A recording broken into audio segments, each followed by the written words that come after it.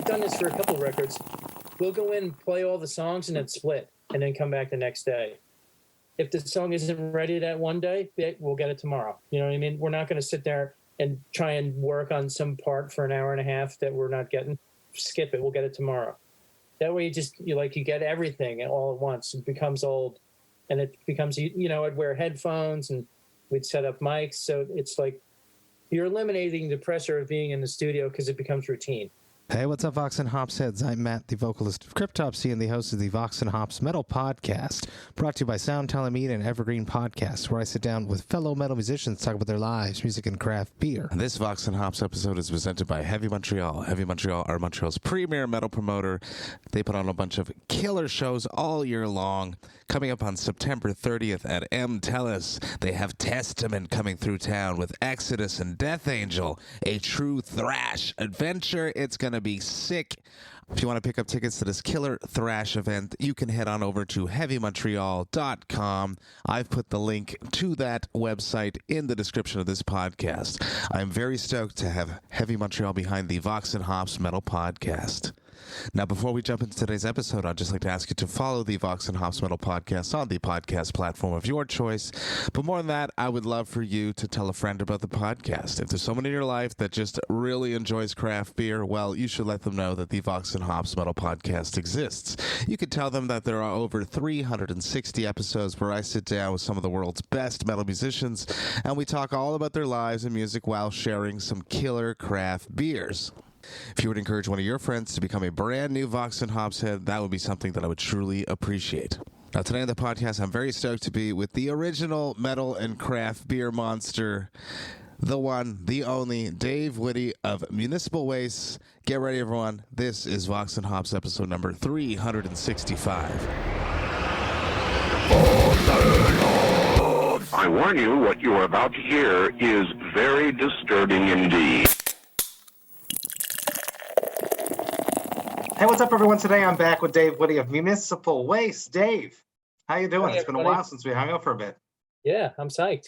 Been looking forward to it.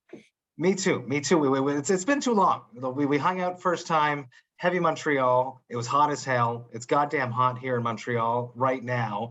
Here we are basically 3 years later, hanging out, talking about life, talking about music, talking about craft beer, talking about beer, all the things that I love. Yeah. You just poured something out right there. Let's just jump into the thick of it. Vox and Hops is all about hanging out with my metal friends, talking about their lives, music and craft beer. What did you just pour yourself there, Dave?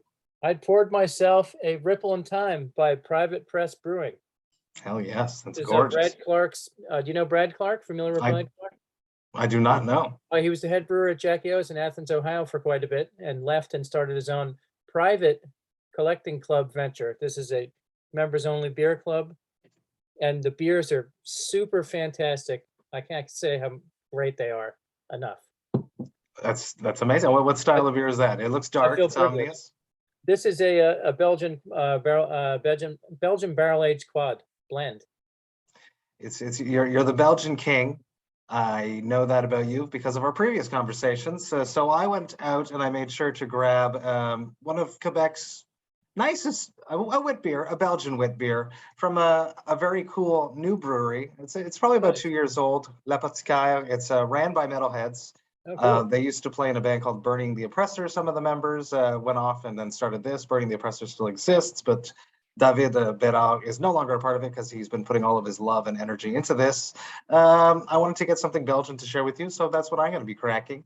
Dave, let's jump into the shittiest question that I'm going to ask you. It's only going to get more fun from here. How did you cope during the glorious years, plural, of 2020, 2021, half of 2022, and hopefully not the rest of this year, and hopefully not any more years after this? How have you been dealing with these wonderful times? Well, to go down the line, it was a lot of sitting around, a lot of drinking beer, a lot of home repair.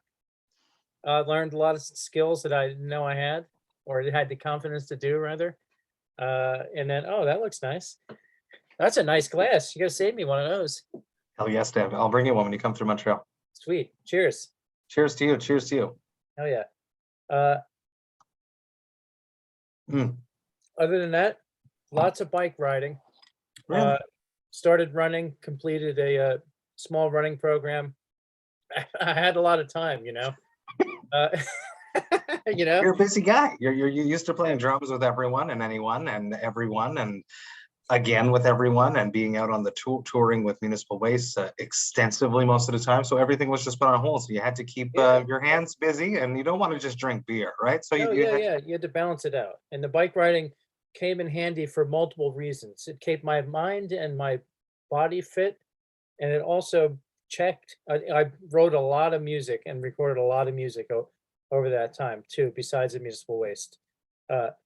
That's another conversation for another time, but I kept very busy, and the bike riding really helped me dial all that stuff in, especially for the Municipal Waste album.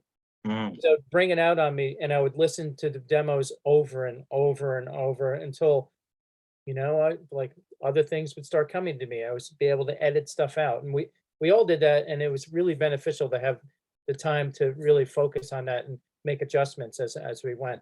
Because when I'm on the bike, you have all this moving scenery, and you're going, and your brain's thinking about something completely other. That's how it works for me. My best ideas come when I'm doing something else. I don't know why. Is it like a liberating thing because you're not as focused on the main thing? It's like your reptilian brain can yeah. I'm riding along, and oh wow, that thing just popped out at me. I could probably do this here, and it would sound better. Like my brain works like that. It's weird. Interesting. I like that very, very much. I love talking to Vox&Hops alumni. You are the craft beer king. When I started the podcast, everyone was like, you didn't have Dave on yet? Why didn't you have Dave on yet? Finally had you on. They were right. Craft beer king, the metal craft beer king. I'm fighting very hard to be the second one, the prince. That's all. I think you're doing a damn good job. Your squire. I love asking this question when I have people back on. Has your palate evolved at all? Yes. Since the last time we had a conversation. Obviously, you're still deep into the Belgians, but what else has changed since, let's say, 3 years ago in your craft beer evolution? I re-fell in love with IPA. Really? Yeah. What stemmed that? I don't know. Maybe I can't put my finger on it, but it just popped out at me. I was like, oh wow, you know what it was? I think I was discouraged by the amount of volume of IPAs that were being forced upon us, and the majority of them really weren't anything to write home about. That being said, I never ever want to talk trash on someone's brewing abilities or their level of beer making, because people don't know what they're doing the first couple of years. They're going to figure it out. The beer's not going to be great right out of the gate. You know what I mean? Years later, it's going to turn into something great. So I always keep that in mind. I never bash a beer. But that being said, I think there was some that were made a lot better than others. And I really fell back in love, especially with the West Coast style. Mm-hmm. Mm-hmm. And then I did fall back in love with the haze and the juice too. I do remember, and you said exactly that to me. I don't make fun of people's beers. I don't like to bash beers. When we were at Heavy Montreal, people can go back and research. I had given you a beer, and when we finished our chat, you're like, I don't want to finish this. And that's what you said to me right afterwards. But it is true, and I there was this fad. That's a word. There was this fad. There was a fad. That's the word I'm sure. There was a fad. There was a fad at some time, probably when you fell out of IPA love, when it was just, let's just be the most bitter thing that you can possibly put in your mouth. Yeah, and that's what I didn't want. People might like that. That's great. Good for them.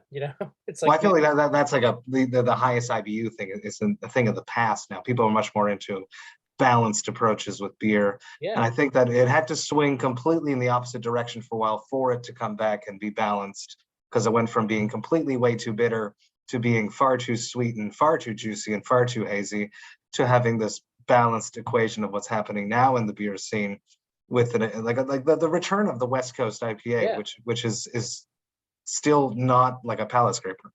Yeah, I think the beer went through it went through the Olympics. You know what I mean? We're gonna make the craziest thing you've ever drank in your life. We're gonna make the strongest thing you've ever drank. We're gonna make the sickest IPA. Blah blah blah. There, that, the other thing. And then it came back around to to lagers and pilsners and Kolsch's, 100%, and all that stuff. And what was really exciting, maybe real fall in love with that category as well. And then something really cool happened.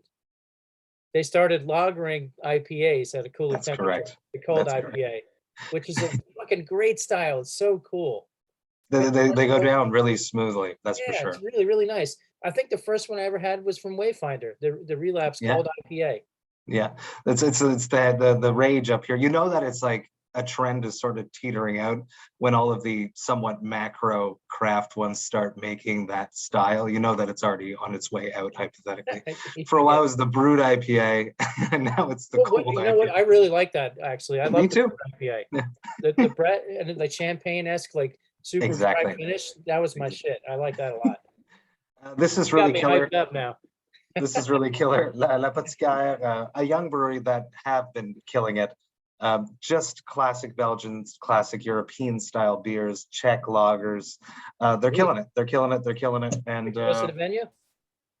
close, no, in the middle of nowhere, Oh, okay. out in the boonies of Quebec, which I don't remember the name of the city, in Saint Jacques, which is on the way to Quebec City, but on the North Shore.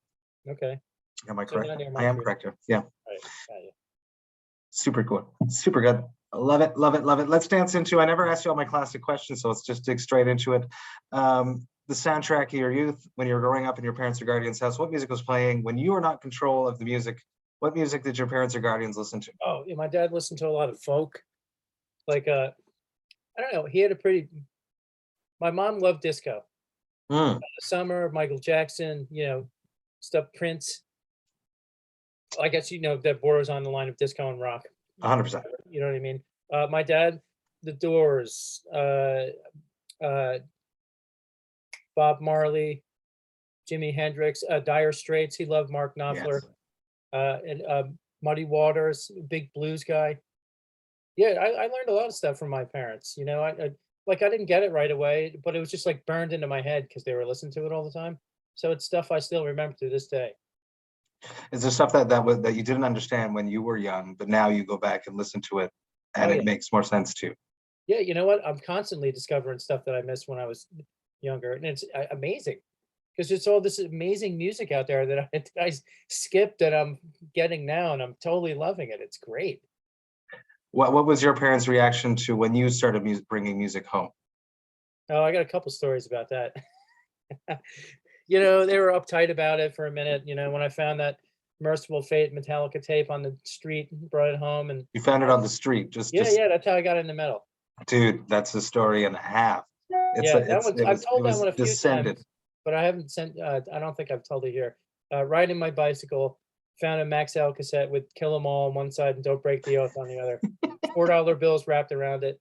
No one has money when they're a kid, so I picked it up. Oh, cool, a couple bucks. I took it home and I was like, "Wow, what's this?" Metallica blew my mind, and Merciful Fate was the closest thing to that I considered true evil at that point. And my mother thought so too, because she came in and told me to turn it off. Really? Was it the vocals? Is that what was? Yeah. That's just so interesting. There were a haunting thing where he's like, "You'll understand it," where it's over and over. It's like, no, I had never heard anything like that. She definitely had never heard anything like that. How did her acceptance? Because I'm sure once you're in the rabbit hole, you're just spiraling deeper and deeper into more and more heavy and more and more extreme things. I guess they just gave up, or they figured like, okay, he's really into this stuff, and like he's playing drums now and all that, and funny stories. My younger brothers were into hip hop and rap.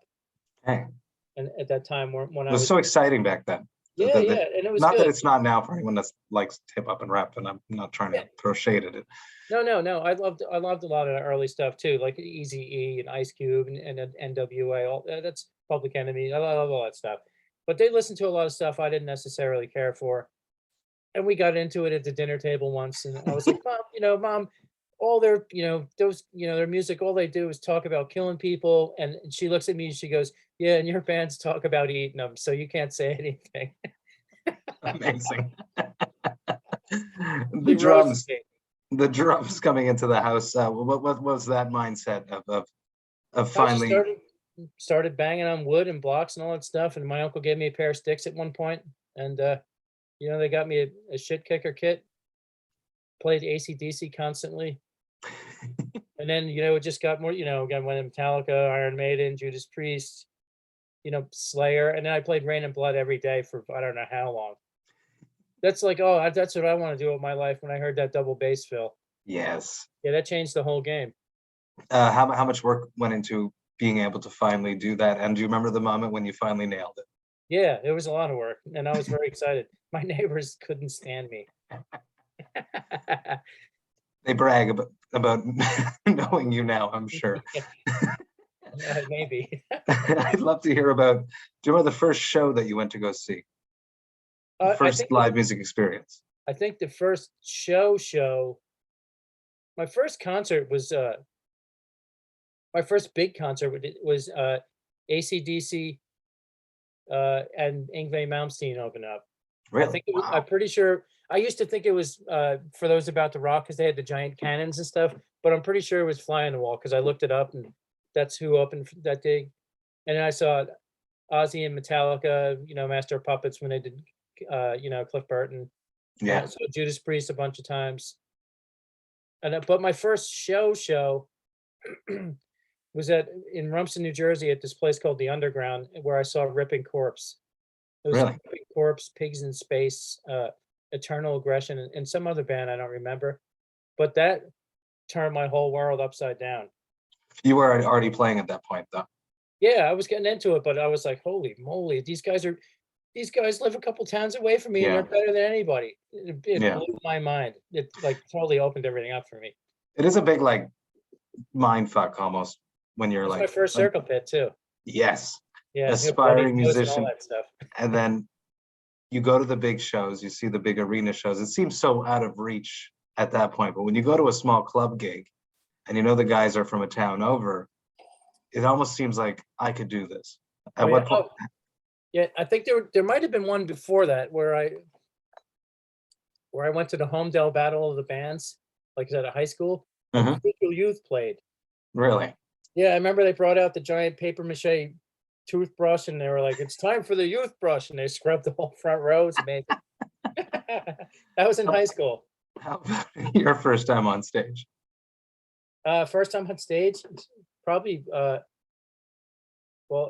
First time I ever played a show was for my friend's parents' wedding. We were in a garage. The band was called The Remnants. We were like Ramones worship. Yeah. But I think the first show I ever played on stage was my hardcore band, Well Aware. Mm. And then Final Judgment right after that, and that turned into Human Remains. At what point do you remember that first show? Do you remember being on stage? Do you remember being prepared? What was your mindset? I was like, this is going to be awesome. And I totally overplayed because I had no idea what I was doing. Do you remember that moment in your mind, like an overplaying and being like, this is too much and I'm fucking everything up? No, well, now I see it, I'm like, oh man, what was I doing? But I didn't know any better. I was trying. Just like beer. Like I didn't know what the hell I was doing when I started. One beer at a time, one roll at a time, one show at a time. Yeah. At what point did you get hit up? Because you're a guy that gets called up to be replacing drummers, to fill in for people. Do you remember your first fill-in gig? First fill-in gig. Oh yeah, I think it was probably for Anodyne. And I played the second Hellfest when it was still in Syracuse. Really? Not the French one. Yeah. That was called Fury Fest, I believe, still. Mm-hmm. But yeah, I played for Anodyne and I became great friends with Mike Hill. No, actually, it was Black Army Jacket. Because they asked me to do a West Coast tour with them, and then I wound up joining the band after that. I love that. And how approaching learning someone else's material versus your own, how easy was that since you've been doing basically your whole youth trying to play other people's drum parts, right? Yeah, I mean, it's okay, but sometimes I get dealt a weird hand where people are playing some, like in a style I don't normally play. Mm-hmm. So I have to readjust, and I'm like, oh yeah, that's on threes instead of fours, So I tend to overanalyze some stuff. And then sometimes I'm like, oh, I can't do it that way, so I'm just going to do it the best way I can. And then everyone accepts that. Yeah. Because it is important to have your own identity when you're in a band too, even if you're stepping in. When I did that Slayer cover for Metal Injection, Frank called me up and he's like, hey man, do you want to do one of these things? I'm like, yeah. I'm thinking, cool, yeah, it'd be cool to do AC/DC song. He's like, how about a Slayer song? And I was like, oh man. All right, how about how about Epidemic? That, like I dug my own grave with that one, and I got nervous about it because I can't play just like Dave. No one can, so I just did it my way. It's the only way you can do it. And shout out to Frank for putting together all those Slay at Homes. They were so damn That was cool. amazing. Yeah, what a great guy. Such a cool thing to do for the music industry and everything It was during amazing. the pandemic, to keep people connected, keep people busy, and having little challenges, just and deadlines made us feel a little bit more normal. Yeah, it made me work on some things I've been, I could have used some improving on. So it was beneficial every way possible. Absolutely. Let's talk about Electrified Brain. Just came out July 1st via Nuclear Blast. A big record. Fucking banger of a record. You guys reconnected with Arthur Rizk. Am I saying that right? Say his last name, Yes. please. Risk. You guys basically did not hang out the whole pandemic because you guys are all spaced all over the place. And then you finally get all together to record this record after being apart for a year. That was probably the longest you guys have ever been apart. Yeah, I mean, we started trickling into the room one by one, and then two, and then three. Kind of built up our, like our immunity or immune system, or something. You know what I mean? We were doing one-on-one for a bit, with different guys, and we took our time. Then we pulled it all together and went in there. Then we were like, when we go to do a record, I go in every day for like a month or two. You're just a part of everything. Yeah, or you're talking just for drumming. Yeah, I go there and play everything every day, so it becomes old. Totally just digesting it and then ripping it apart and then redigesting it. That's the thing, though. For me, and we've done this for a couple of records. We'll go in, play all the songs, and then split, and then come back the next day. Like if the song isn't ready that one day, we'll get it tomorrow. You know what I mean? We're not going to sit there and try and work on some part for an hour and a half that we're not getting. Skip it. We'll get it tomorrow. That way, you get everything all at once. It becomes old, and it becomes I'd wear headphones and we'd set up mics, so it's like you're eliminating the pressure of being in the studio because it becomes routine. Absolutely, and it also is an interesting tactic that younger musicians should actually learn when you can't get something, not to focus on it, to obsess about it, because you will get it the next day. Yeah. And there's nothing worse than eyes on you, even if it's a loving bandmate. Yeah, it becomes stressful. So stressful. Yeah, and then then stress really gets in the way because you wind up making mistakes, and then you get mad, and it's like totally counterproductive. It's not worth it. So play the set, and then see you guys tomorrow. That's super cool. And you do that for a month, all of you guys. Yeah, me a little bit more. I'm a weirdo when it comes to that. I want to go in there and be really relaxed. I want the parts to be mature. That's so fucking cool. The internet is lagging for 1 second. We're going to take a 1 minute pause. I will pour some beer and I will come back and the internet will catch up with us. Cool.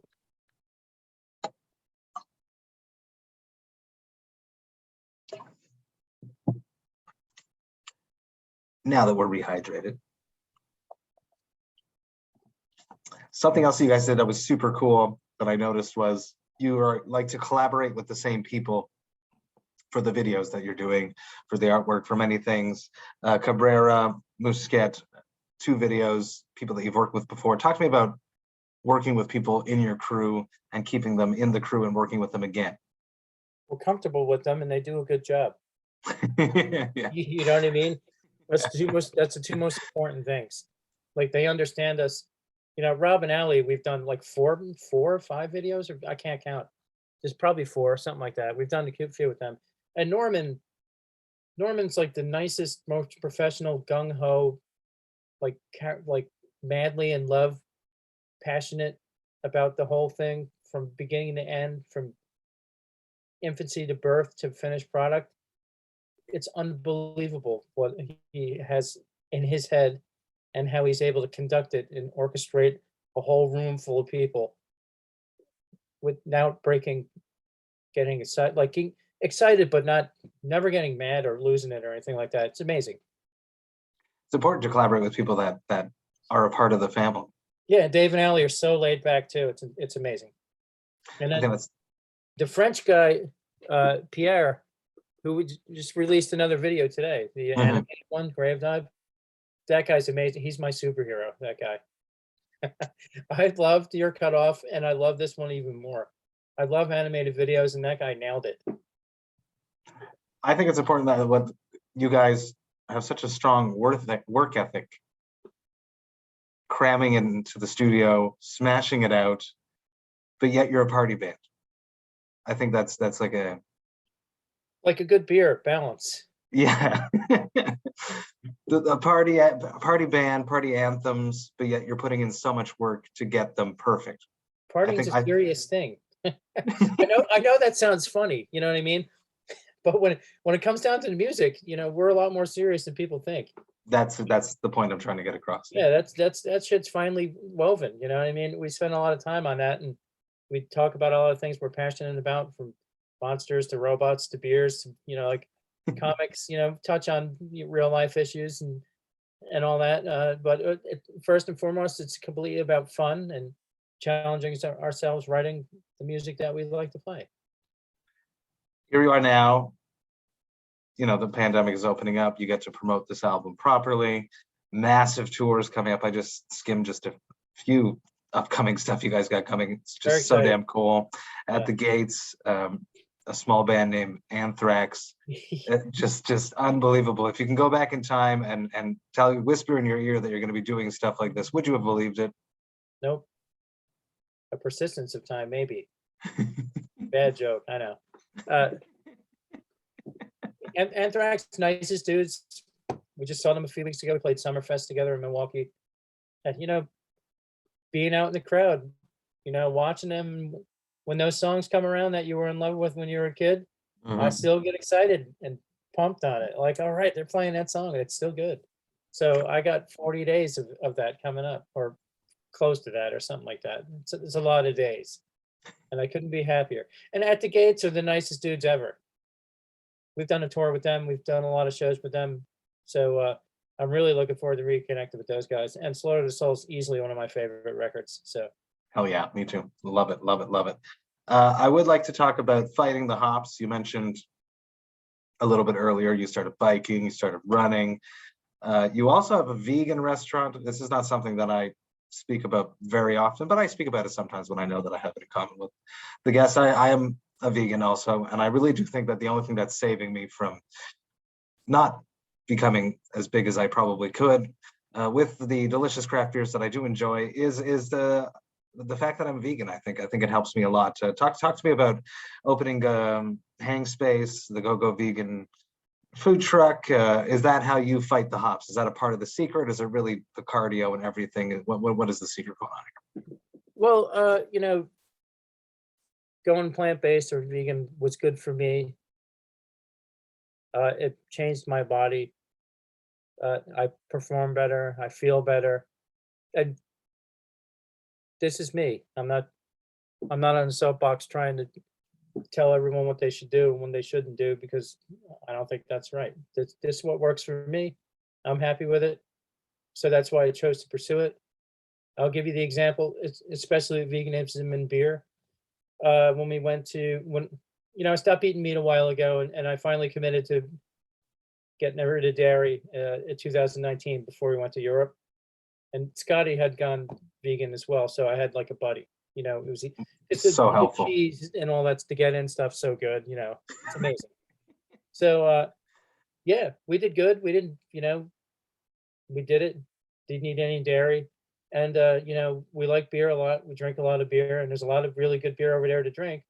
So I'm not going to not drink it. We drank just as much beer as we normally do. And within 3 weeks, I came home 11 pounds lighter. Wow. From not eating dairy. I drank That's crazy. As much beer. I didn't curb the beer at all. The only thing was stop was eating dairy. So that was good for me. And then my body balanced back out. Here's something important that probably a lot of people don't talk about. First couple weeks, I felt like Superman. I felt incredible. The next 6 months, I felt really great. My body balanced out. Everything was working right. I felt better, had more energy. Then my body took this like dive for like almost a year. Really? Yeah, because I wasn't getting the nutrients I was used to. I guess my body was going through like a withdrawal or kind of shock from, just cutting all that stuff out drastically. And then, I figured out how to eat right, more greens and vitamins and stuff like that, stuff I was missing. And then I balanced back out. How about, talks about having hang space, opening up a vegan Oh, yeah. joint. Yeah, That's well, that's another thing comes to touring. I get to try so much awesome stuff Yeah. when I go out on tour. And it's so easy to eat vegan now because it's, so many more options, is so more ready and available, and I love it. Absolutely. I've always wanted to, I've always loved food, and I always wanted to do something. So we started the truck, Mhm. like to have that going while I'm gone, and then when I come back, I'd work on it too. And then, it just got too hot, man. It's like Yeah. you think it's like 200 something degrees at the breweries on the blacktop. It got Yeah. heat exhaustion a bunch of times, and April got pretty sick. So we went in with a friend of ours to get a commissary to work on that stuff, and her vegan thing as well, our partner. And then we just decided to do hang space. And Everything I see looks delicious, honestly. it's fun. It's like a bridge for meat eaters into the vegan world. That's like the most easy way to put it. It's fun, comfort, fast food. It looks delicious. It looks fun. Can't wait to swing through there and to actually try some. I would be very excited to do that. Being vegan, craft beer, it's easy, but they love this lactose. I've had a couple oat IPAs, and they're amazing. Oat milk. Absolutely. Yes. Yeah. Yeah, it's Yeah. great. Yeah. I'm psyched on that. I had somebody gave me one somewhere in the Midwest, and I was like, whoa, this is amazing. You can do this without actual milk sugar. It's coming up here. I'm seeing some of those pop in Montreal now, in the area. So maybe a future Vox and Hops collab will have some of that, maybe. Yeah. Because I've been trying to, I've sort of put my foot down with my collabs and no longer putting lactose in it. Even if the brewer's all about it, I'd rather just not have it because I try not go to the drink oat those milk ones. route. Yeah. The ones I've had have been fantastic. Yeah, I Is had that- it at Kuma's Corner. Someone poured it for me there. And it was Yes. a brewery from Milwaukee or Yes. Minneapolis, one of the two. Is that something that you were ever into, the whole lactose in beers? Is that something that would ever, they don't really do that in Belgian style not in the my first thing. place. Yeah. Yeah, I mean, I understand why people do it, and it's cool, but I never understood it for IPAs. I thought it was weird. And like stouts would make a little bit more sense to me, but if you can make a great beer without it, why put it in it? That's I can get it with the smoothies. They do it up here all the time. They make a great smoothie and then they throw in lactose. Why? I don't get it. It's sweet enough as it is in the first place. Why do you need to put the milk sugar for the creaminess? I don't get it. Yeah, it's not for me. Biking, running also falls into this next thing. I've been doing this whole segment about mental health. What do you do when you're not feeling well? How do you cope?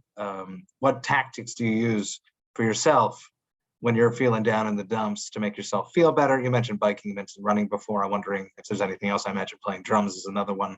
How do you cope with the darkness, let's say? Drinking beer is dead last. Yeah. All those, but Yeah. Biking, running, swimming, getting out, driving around, walking around, drumming to really heavy stuff where I like hit stuff as hard as I can. So I felt like I've been having a workout. It's tough sometimes, man. I hit the bottom a few times when we were not, I'll be honest. It was tough sometimes. And I wasn't alone. A lot of people went through it. It was the shittiest roller coaster ride I've ever been on in my life. Mhm. Ups and downs, like everything was, up in the air, and you didn't know what was going to happen.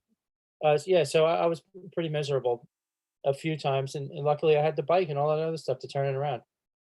Sometimes you just got to force yourself to go do it, or you're not going to do it. You're going to sit there and stew in it, and it's only going to get worse. But then again, it's really hard to push yourself to get up and do it when you're not feeling like it. So it's like a tightrope situation. But the benefits Being after active, after you get it out the healthy door. body is a healthy mind. I think. And I do think it's interesting that you put drinking as the last thing. Yeah, it's fun for escape. If you're with friends you don't see for a while and you're hanging out, all that stuff. But if I'm feeling bummed, I'm not going to escape into a bottle on my couch. Mm-hmm. It's counterproductive. I love drinking beer. Drinking beer is a fun thing for me. It's a social thing. I love tasting beer first and foremost, and I love enjoying it with friends. Like opening a bunch of weird beers I never had before. Everybody, cracking shitty jokes, having a good time. I'm in. By myself on the couch, I'm out. What if you feel like one of your friends is in one of those dark places? What is your move? What is your tactic? What is your Let's way go to that the movies. Let's go do something. the movies is the first thing that comes to mind? You invite a friend to a movie. Yeah, we'll go see the movies. We'll go out on bikes. Like I've got people out on a bike a few times. Just changing their mindset, pushing them into that. Yeah, or I just start talking a bunch of nonsense, stupid jokes and everything, kind of like flip it. Sometimes that's hard to crack through that wall sometimes, though. It is. But if you're a good friend, you can get there, and you can always sense when your friend is not doing well. So it's important to reach out to them, and not just reach out to them, but like really actively get them out. Yeah, you give them a big hug, and you're like, dude, you're bumming me out. Come on. Yeah. I'm very lucky I have the podcast. It keeps me very busy throughout the whole pandemic. I get the same sort of like vibe right before I sit down you here. talk to a lot of people. Yes. And right before I sit down, I'm always worried, is the internet going to work? Am I prepared enough? Am I going to say their name right? It's how I get this sort of like feeling of when I was about to jump on stage, how I've been filling the void of performing. How did you fill the void of performing, that feeling of being on stage throughout the pandemic when you couldn't perform? Writing music, and then doing those pandemic videos. I did 3 of them. Hell yes. One with Braun. We did New Presents for Christmas for 2 minutes of late night. Yeah. The Slayer one I was just telling you about with Frank, and then we did a Cardiacs one with Sean from Trial Bite. Called me up and he asked me if he wanted to do it, and that was crazy. It was like me, him, Bruce Lamont, like Shane from Napalm Death, one of the guys from the Cardiacs. Yes. A couple other guys too. The accordion player from Norway, I forget his name. My buddy Power Dave playing all the percussion. That was a lot of fun. So you can get everybody roped into projects like that, and you keep their mind on performing. Kind of lessens the blow of not being able to go out. Absolutely. You mentioned that you wrote a lot during the pandemic. How do you approach writing for different projects outside of Municipal Waste? How do you have an identity as a drummer for each project? Well, I always ask for riffs first, so I can hear what they're thinking, and then I'll usually have like 3 or 4 ideas put to that riff. To each specific riff, and then you present it to the band, or and if it works, cool, and if it doesn't work, we can change it. And wow. And then I like getting in a room and like, well, what like kind of redirecting certain things. Well, what if you did it this way instead? Kind of steer it a little bit, so the drums will more complement it. And sometimes I'll just write a beat and go, hey, put something in this. Interesting. I have like this weird Rolodex of audio Rolodex. But by doing so many things over the years with so many different musicians, I'm able to pull stuff off in different musical situations where I'm like, oh, maybe that'll work in this one 5-10 years later. Yeah. So it's kind of cross-pollination eventually. So it's me doing my thing, and it's just in a different environment. I love how open you are, though, to presenting 4 different ideas for each riff to a band or to whoever you're collaborating with. And it's no ego almost. Yeah, some of them, some of them might not work. Some of them, I could have this idea in mind that they totally didn't even think of. Mm-hmm. Especially if you present it differently, it might spur a different creative aspect on their side of things too. I always try to have 3 or 4 beats from one riff to see what sticks and what. Oh well, like you said, maybe another idea will stem from that. And then you have an next part maybe, or a lead-in part or a bridge or something like that. So interesting. I love it. Back to beer, and before that, I want to give a shout out to Andrew Garrity. I know you're listening to this. I know he's going to listen. I love that guy too. So I just want to. I have to say, shout out to Garrity because I know you're listening to this episode because you're Cheers to Garrity. Back to beer. You've released multiple collabs, almost as many as me, but they're knocking at your door as opposed to the opposite, where I'm knocking on their doors. So it's a little bit cooler. Cigar City has made you beers. Three Floyds, Neshami Creek Brewing. I'm sure I'm forgetting a few. Is there a new collab in the works? Yes. Talk to me about that, please. The next beer that we're making is with Three Floyds, and it'll be a super crushable lager called High Speed Steel. Yes, perfect. It'll come out in August, and I'm really hyped on it. It was based on the. I was talking with Chris about it a lot back and forth. Basing it, like, he sent me some Speed Castle, which is the lager they made, and it was really great. It's brewed after the Speedway gas station that has a White Castle in it, like right around the corner from the brewery. So they named it Speed Castle. And he knows I'm a White Castle freak, and he's into it too. Amazing. So I got that, and I was like, oh, this is really good, man. Let's do something like this, but sicker. Well, so sicker meaning, I think it laid down twice as long. I think it was lagered for like 2 months or something like that. That's a commitment for Maybe for the waste. I like that. A little drier, maybe. But yeah, I love that beer, and I want something like this. I didn't want to rip it off, or have an identical recipe, but in that ballpark. And that's where those guys take over, because those guys are masters at their own craft. So you give the ball to them, and they take it to home base. You know what I mean? It's the way to do it. It's exactly how I do it. I have never brewed a beer in my life. I have lots of ideas of what works and what I like, but I know how to brew beer, but I've never actually brewed one. Have you ever brewed a beer? Have you done a beer yourself? Yeah, I've done a couple. I've done homebrew once, and I tried to make a stout, and it turned out as a porter, and I entered it in some contest, and people said it was good, but I never kept up with it. In the beginning, I brewed a bunch of beers with Gene over at Tired Hands. Mm-hmm. And that was a lot of fun. Like, I mean, he's the real brewer. I'm not. I was just throwing stuff in the tank. You know what I mean? Same. I've done that for sure.